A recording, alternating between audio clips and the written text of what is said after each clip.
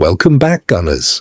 Arsenal have reportedly taken a major step forward in their pursuit of one of Europe's most exciting young midfielders, Ayyoub Bouaddi, with reports suggesting the North London club are prepared to meet Lille's asking price of around €80 million. The 18-year-old Moroccan wonderkid has emerged as one of the hottest prospects in European football after a series of outstanding performances for Lille. Despite his young age, Bouaddi has already demonstrated exceptional maturity, technical quality, composure on the ball, and tactical intelligence, attracting interest from several of Europe's biggest clubs. According to reports, Arsenal have also agreed to an important condition set by Lille.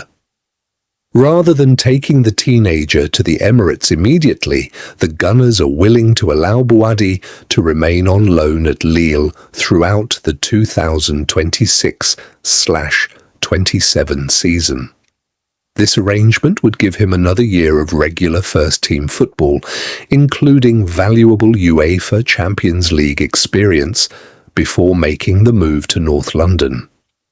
The loan-back agreement is believed to be a key factor in negotiations, as Lille are determined not to lose one of their most valuable young stars before the new season begins. Arsenal view the compromise as an ideal solution, securing one of Europe's finest young talents, while allowing him to continue his development in a familiar environment. However, Arsenal are far from alone in the race. Premier League rivals Manchester City and Chelsea are also reportedly prepared to accept Lille's loan-back proposal. Both clubs have long admired Bouaddi's enormous potential and see him as a midfielder capable of becoming one of the best in Europe over the next decade. In contrast, Liverpool and Manchester United are believed to be cooling their interest. Reports suggest both clubs would prefer a player who can strengthen their squads immediately and are reluctant to invest such a significant fee in a player who would not arrive until the following year. That development leaves Arsenal, Manchester City and Chelsea as the three leading contenders for Bouaddi's signature. For Arsenal, the signing would fit perfectly into the club's long-term recruitment strategy under manager Mikel Arteta. The Gunners have consistently targeted elite young talent with the potential to become world-class players, and Bouaddi is viewed as another footballer capable of developing into a cornerstone of Arsenal's future midfield. His versatility, vision, passing range, defensive awareness and ability to control the tempo of a game have impressed scouts across Europe. Many believe he possesses all the qualities needed to succeed at the highest level, making him one of the continent's most sought-after teenage midfielders. An €80 million investment would underline Arsenal's confidence in his potential and demonstrate the club's determination to continue building a squad capable of competing for the biggest trophies in England and Europe. As the transfer window progresses, the race for Ayyoub Bouaddi is expected to intensify. While no final agreement has yet been confirmed, Arsenal appear determined to position themselves at the front of the queue.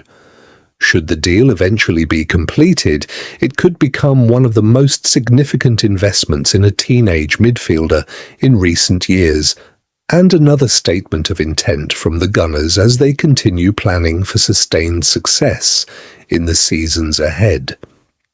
Do you think Arsenal should spend €80 million on Ayyoub Bouaddi, even if they have to wait a full season before he joins? Share your thoughts in comment section. Thanks for watching. Arsenal transfer panic is emerging after £237 million triple move. Arsenal are facing the rising emergence of transfer window panic from sections of their fan base after Tottenham Hotspur commit £237 million to new players. Arsenal have watched on as their North London rivals commit close to their own total spend for the summer of 2025 on 6 new players before July has even got going. Tottenham Hotspur looks set to complete the £100 million deal for Sandro Tonali, which would take their total spend to £237 million for the window in total, with the double deal of Matheus Fernandes and Jan-Paul van Hecke. There are further suggestions that Spurs might not yet be finished either, with ambitions to sign another forward, which could take their investment beyond £300 million, a figure Arsenal have never spent in a single window. It comes off the back of 2 17th place finishes, while the Gunners find themselves sitting pretty in the summer sunshine as Premier League champions. It has been a nightmarish period for Spurs, and it seems they're making the decision so that they never have to endure seasons such as the previous 2 for a very long time, perhaps ever again. Arsenal, meanwhile, have only confirmed the summer signing of Piero Hincapié on a permanent deal for £34.5 million plus add-ons. No doubt the moves on the other side of North London have begun to raise eyebrows, even unsettle some supporters, and in the minority start calls for Arsenal to hurry up. However, this would indeed be hyperbolic. As already explained, the 2 clubs are in very different places, and for both Fernandes and Tonali there was competition from Manchester United and Manchester City for 2 players not at the World Cup. It is worth pointing out, Football.London understands Arsenal turned down the chance to sign the Italian, who was deemed too expensive beyond just the transfer fee itself. Spurs needed to move quickly and aggressively to win both races. They did. But many would argue that they have overspent on each player, similar to Manchester City's outlay on Elliot Anderson. City and Spurs have impacted Arsenal not on the pitch but in the bank.